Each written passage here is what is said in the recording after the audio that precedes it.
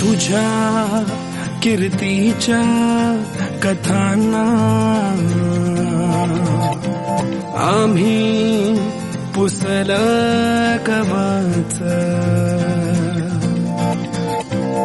तुझ्या गडाचे दगड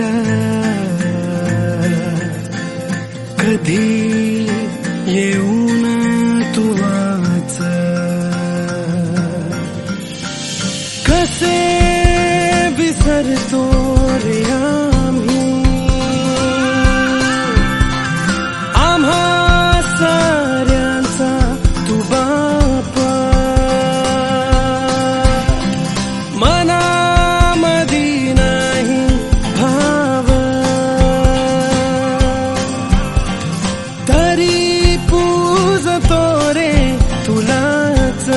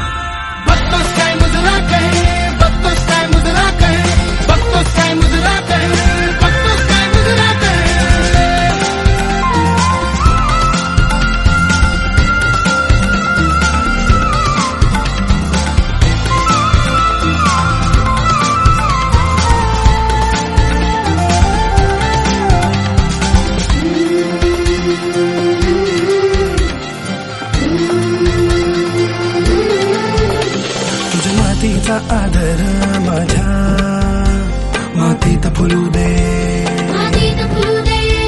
मला तुझ्यातच राजा तुला माझ्यात रुजू दे, तुझ्या